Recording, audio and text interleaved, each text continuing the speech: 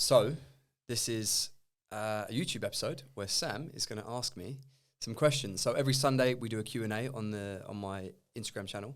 I often get asked, well, you saw the questions, there's like hundreds of them. I try and get through as many as I can within my day. Some of them take a little bit more thought behind them, in which case I can't really answer them in 60 seconds, or some just don't get answered because there's too many. So we've pulled some of those into today's episode for YouTube, where we'll try and dive into a bit more detail, try and give as much context as possible to hopefully help those people with some answers. We also put out a couple of stories with that. What was that link called? Speak something. Yeah. So you would have seen on my stories, I put out a link where people can literally voice record their question and we can play their question back. Appreciate some people might feel a little bit self-conscious doing that. You can do it anonymously, easy for you to say, or you can put in your details, but it just makes it a little more interactive. However, not many people took us up on it on the first time round, so we will revert back to the Sunday questions, some of which didn't get answered, and hopefully it'll be a good episode. Cool. Obviously, with the written ones on Instagram, there's less context, so we might have to figure out what they meant by some of these, but we'll just go off what you think they meant. So I started the list with an easy one, or a perceived easy one to start with. So morning versus night workouts. I assume this is what you'd prefer doing in an ideal world. Yeah, I think the main thing to be aware of here is just what is the most practical thing for people. There is obviously like circadian rhythms and things you want to try and build into it that make it a little bit more optimal. For example, training last thing at night and getting yourself all charged up is probably not conducive with having a really good night's sleep and a wind down routine. But for some people that work long days and physically can't train in the morning, if the alternative is to skip a workout, you want to make sure you do workout, right? So you'd be training later at night. That fundamentally is just, the thing that some people have to do. Some people have to train coming off a night shift, which, ultimately is really tough. But the crux of it is to get the workout done.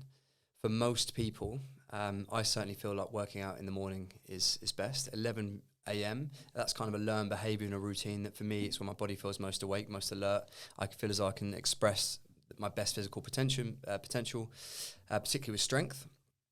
That being said, something over the last 12 months that I've had to readjust is my workout routine. And I'm doing my sessions first thing in the morning, sort of 5:45 to 7 o'clock. That's the main session that I need to get done.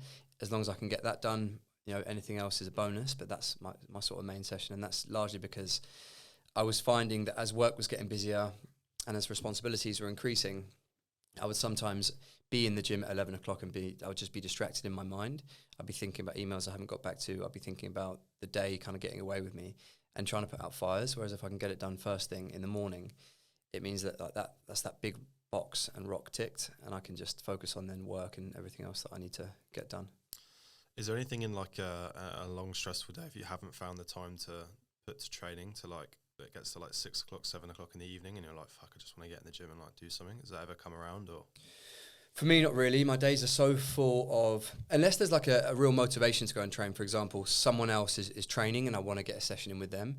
We've often trained when we're doing away trips and stuff because the day's been so busy. We've trained in the evening. And what's really funny about that is I haven't really felt a bit of a slump going into it. I've just been motivated to go and train.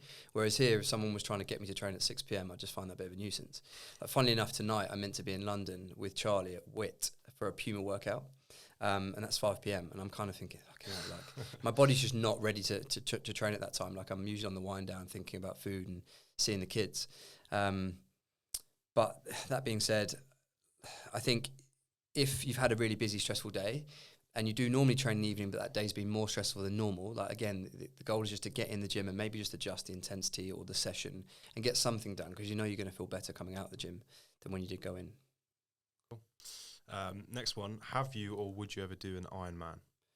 I haven't, and I definitely would. There's a number of sort of physical challenges that I want to box off at some stage over the next couple of years. Often things come in a little bit left field, so I try and keep areas of my diary open where I can commit to something like that. I feel as though physically I would never really be too far away from training for it. That's not to give to. I need to give it the respect it deserves because swimming, for example, is something that I would really need to work on. The running and the cycling, I think, will be fairly okay for myself, but the swimming will be a different. What is the event in total? I actually don't know the actual distances.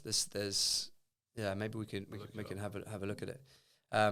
But yeah, 100%. I would love to tick off an Ironman. I think it's one of those things as well that, like I said, so long as you've done the training for it, it's one of those things that I think anyone can achieve. It's just putting yourself through the training and then putting yourself through the event itself. But I think it's a huge achievement. And as my training starts to move more towards endurance sport, or there's more elements of endurance, I think it's just a natural progression for me. So I had to double check this. It looks like that is mad. So 2.4 miles swim, which is 3.9 kilometers, 112 mile bike ride, which is 180k, and a marathon, 26 miles and 42k on the run. Yeah, so I knew the run was a marathon. I wasn't sure of the bike and swimming distances. To be honest, I would need to spend some considerable time out on a bike as well. I don't have a road bike. There's obviously a skill involved with that as well as just having the capacity to do so. So it would mean, I guess the biggest thing for things like that is just the time availability to go and train and give it the respect it deserves from a training standpoint. I'm someone that wants to be very well prepared for it, so I would throw myself in, and it's just the opportunity cost of what I'd be sacrificing for that. That being said, there will be a time when I get it done. Is there a reason you don't cycle much? Again, it's just like priorities of what I enjoy training. I'd much rather run than cycle. Yeah, I like walking everywhere rather than cycling.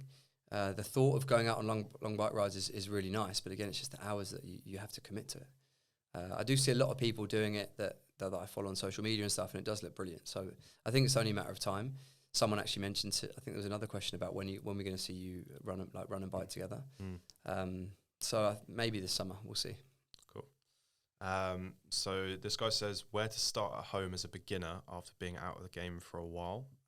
We had a chat yesterday with a bunch of guys about a similar topic of like people wanting tips and tricks and stuff in the game, but like as someone that's probably been out of it, it just needs the basics. What would you recommend in that?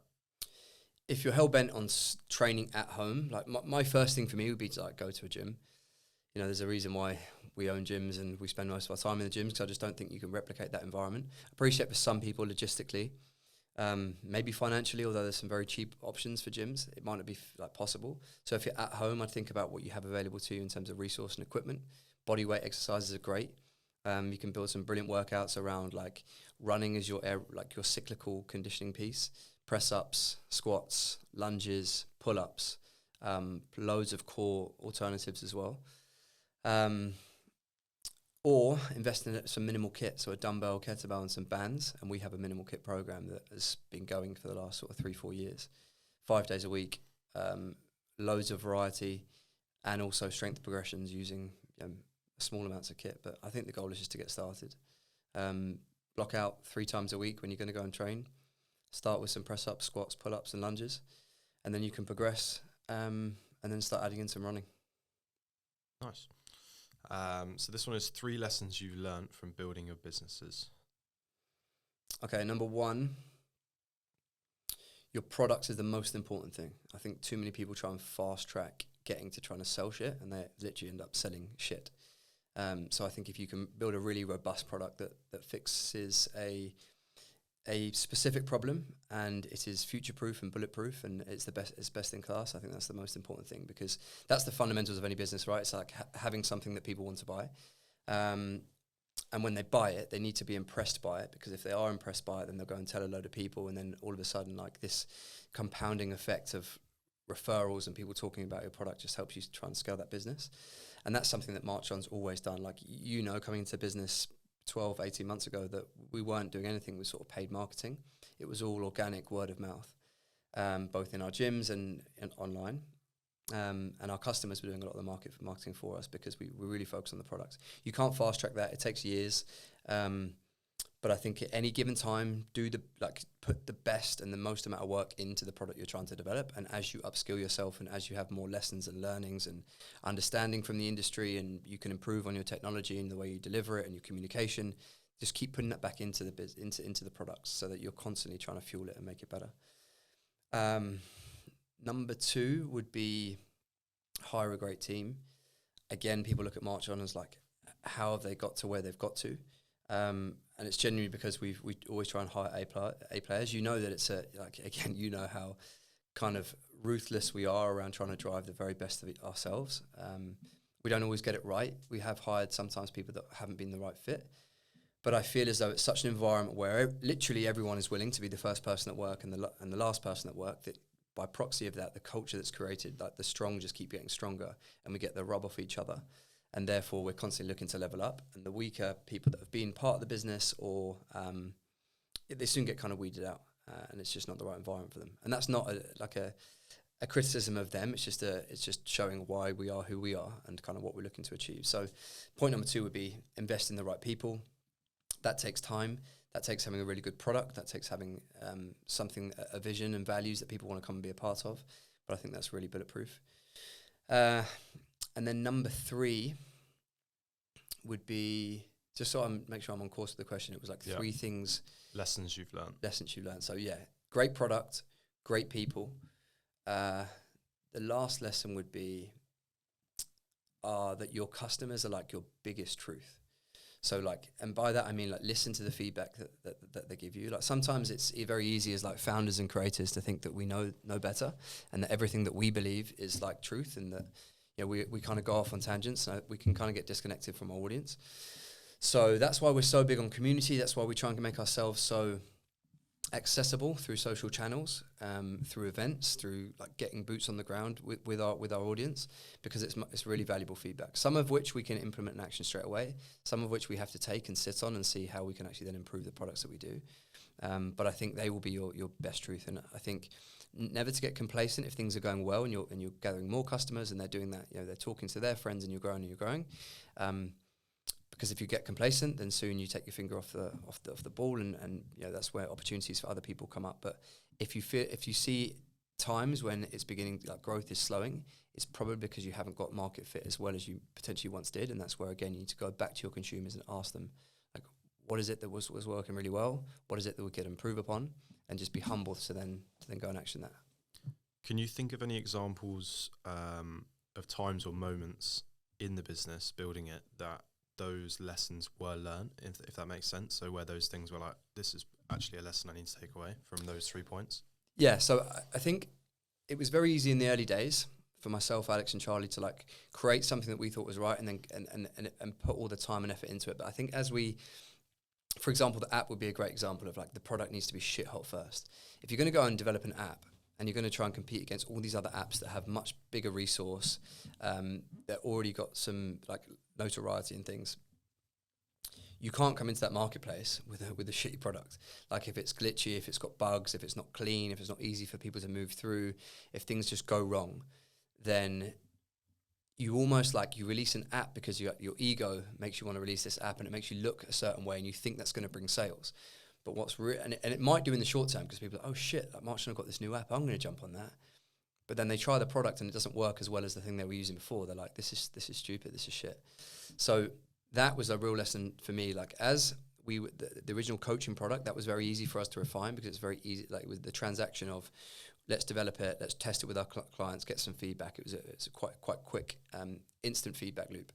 Whereas with the app, it was very unknown for myself, very unknown for the team here until sort of Jackson, the other guys came on board.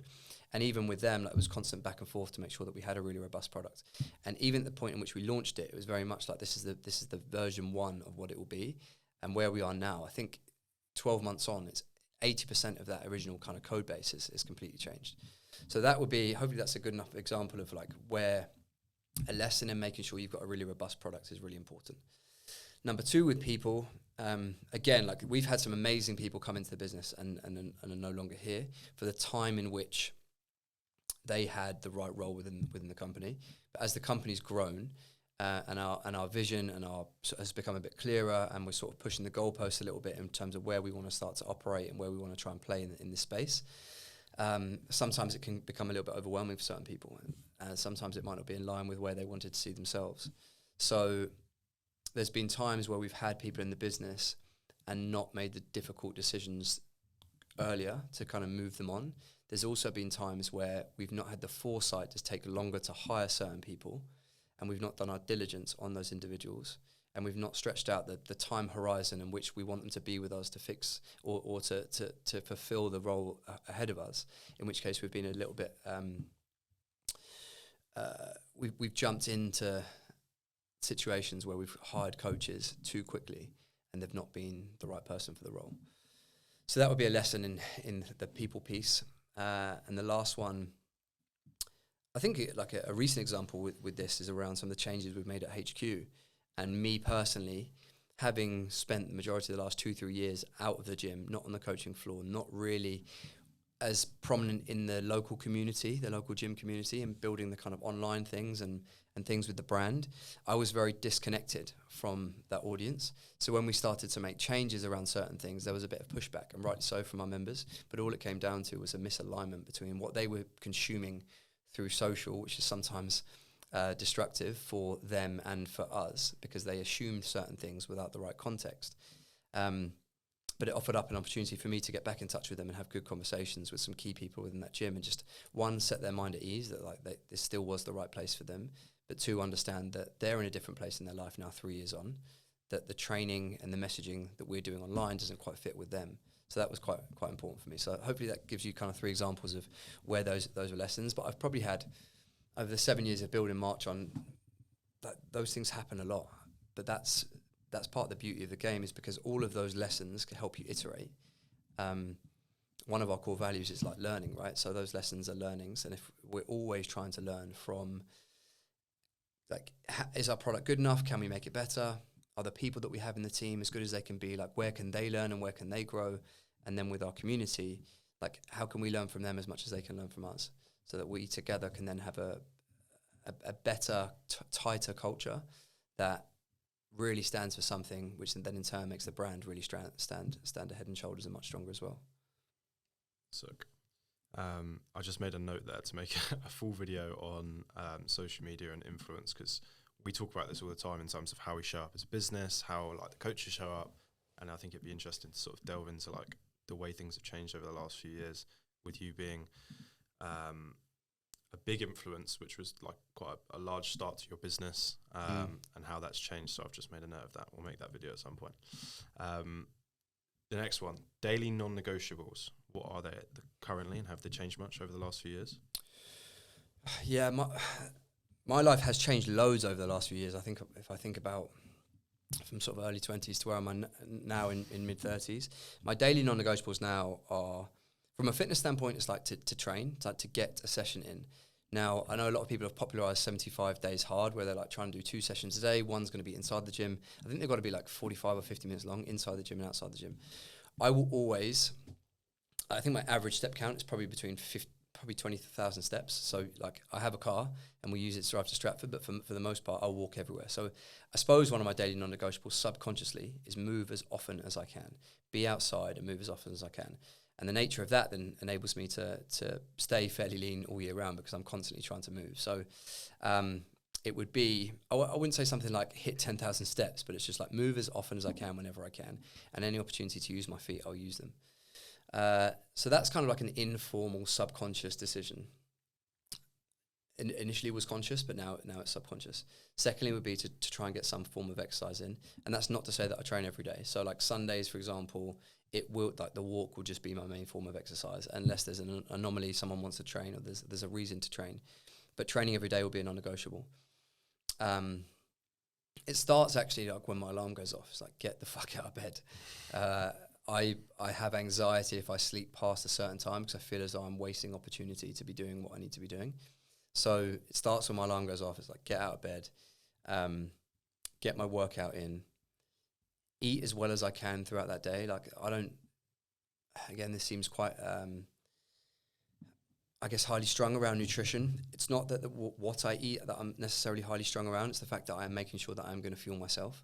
I don't want to go hungry, and I don't want to miss the meal. I don't want to know where my next meal is going to come from. I know some people don't really care for when they eat and how they eat and what they eat. But for me, those pillars of training and eating allow the rest of my life to kind of fit into place. So I'm very protective over that wake up time, that training session, and what I'm eating. Work as hard as I can within the day, and that's a fairly sort of subjective measure. But it's so long as I'm busy and I feel as though I'm ticking off task, I think that's a non-negotiable for me. I don't like sitting around and waiting around and not doing stuff. And then my bedtime is a non-negotiable. Like that wind down routine, like seeing my kids, spending some time with them in the evening, and then going to bed. again, like there's not many things that will get in the way of like when my head's going to hit the pillow.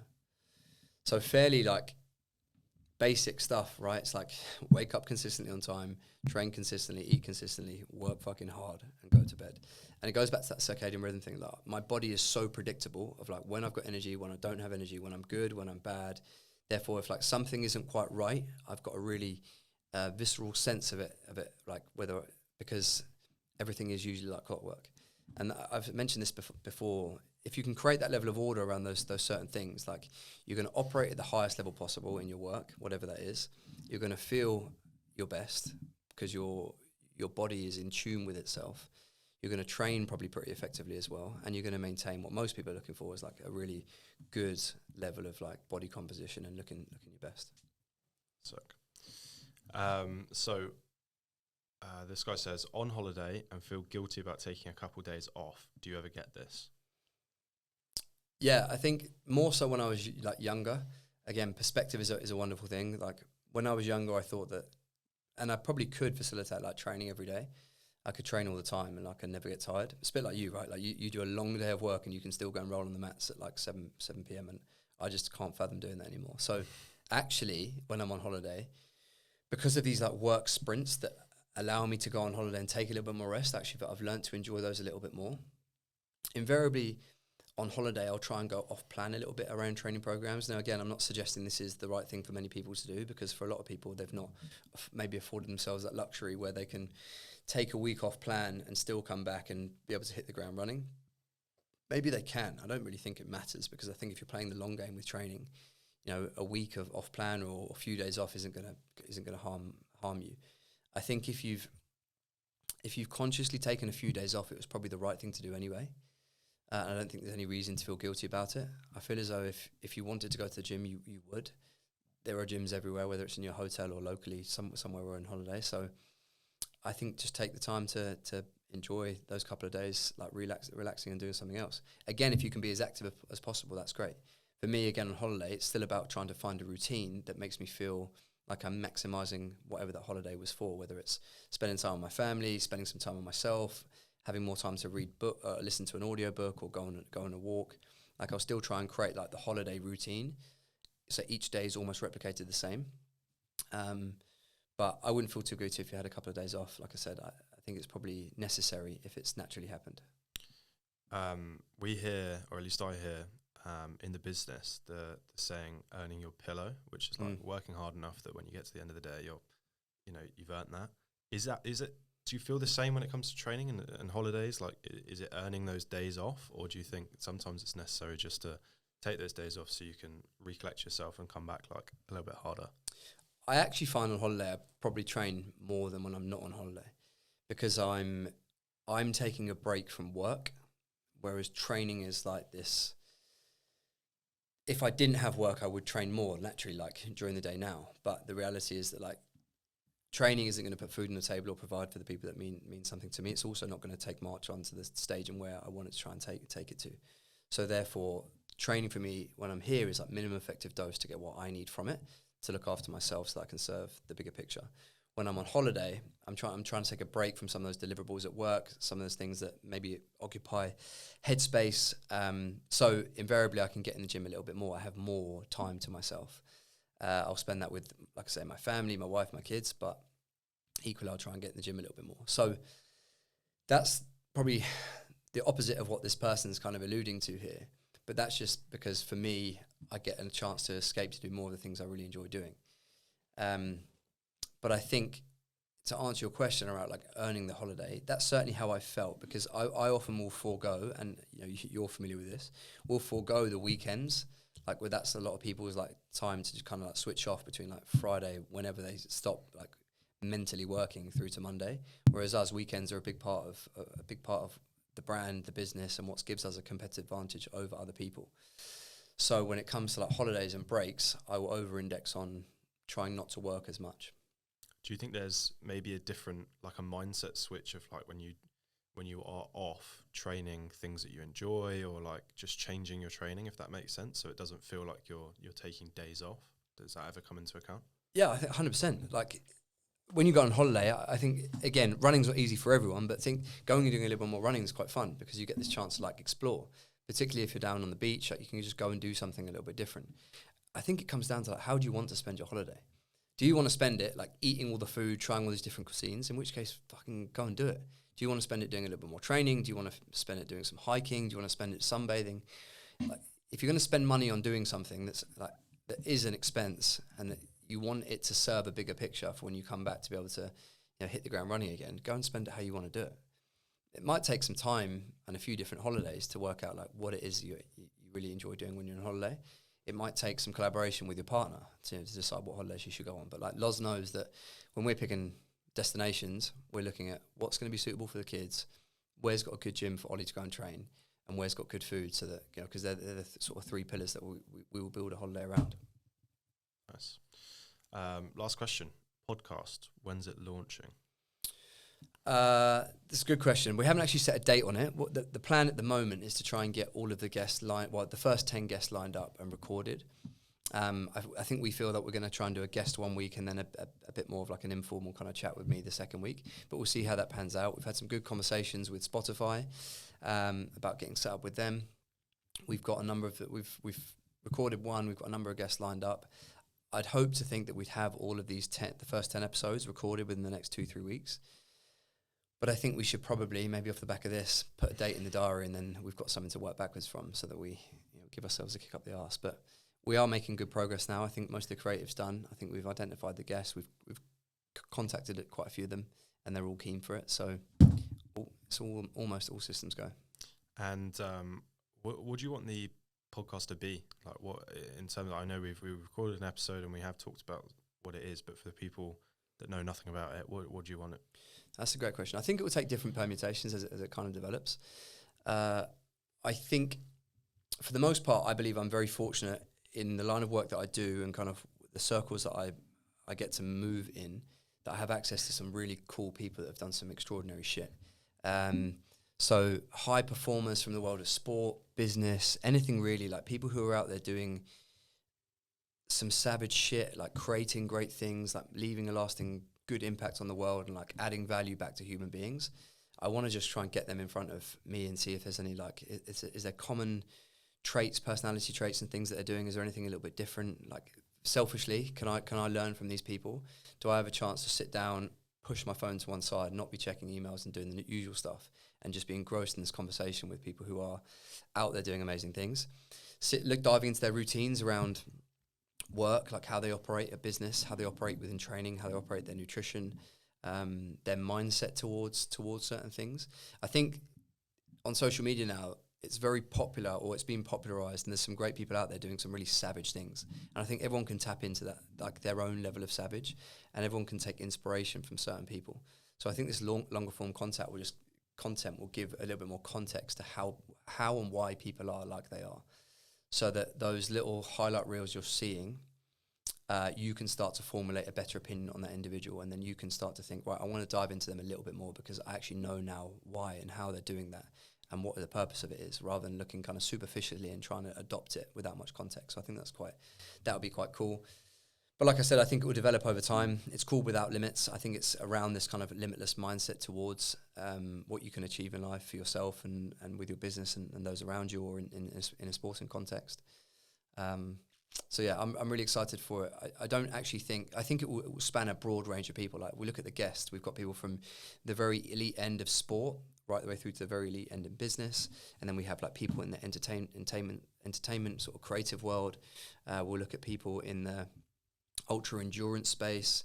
So there'll be a number of different guests. Like I said, I'm very fortunate that I have access to these sort of people. But I think there'll be a couple of underlying common threads that sit within it, and then there'll be some outlier bits that we can really like try and dive into. Sick.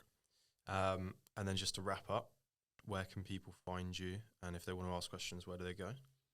So if anyone new that's kind of landed on this YouTube and found it, the best place to find me is on Instagram at Ollie Marchon.